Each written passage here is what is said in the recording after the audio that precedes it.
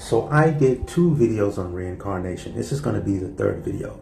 And in this video, I'm going to explain in more detail how reincarnation actually works. Now, reincarnation is not something mystical that we can't understand. The lack of understanding behind reincarnation is the result of the definitions or meanings that we've superimposed on the words that actually describe what it is. So let's get into the details of what reincarnation is. So reincarnation is referring to the soul returning to the flesh. Now it is this word soul that which is where people get lost when it comes to reincarnation. So what is soul? Soul simply means breath. All right.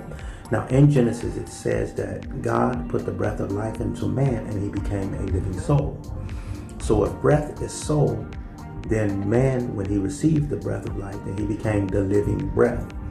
So the breath is what's living, and living just means it's consciousness, or it is conscious or aware.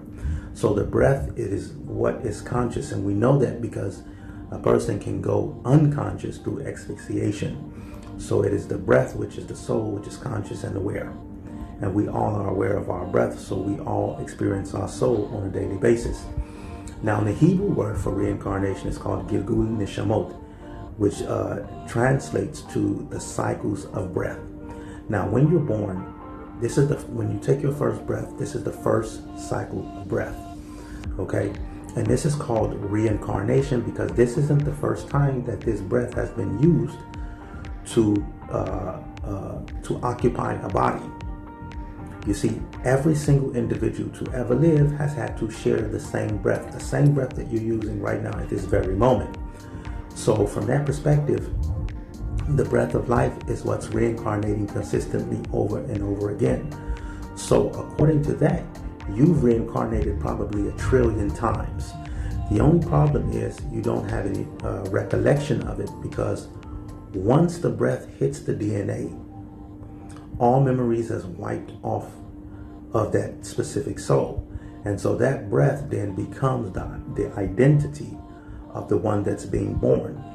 So at the time of your death, the person who's born at that time could possibly be the one to inherit your breath, but there would be no recollection of the fact that you were that person. So you could be right now at this very moment any of the trillions or hundreds of thousands of ancestors that lived thousands of years before you, just by being, just by embodying the breath that they used. So the breath is actually the soul. And so reincarnation is happening on a daily basis every time a person takes their first breath, because the breath re-enters the flesh. And that is the literal definition of reincarnation. All right? So that's how it works. It's very simple. It's no spooky, mystical thing.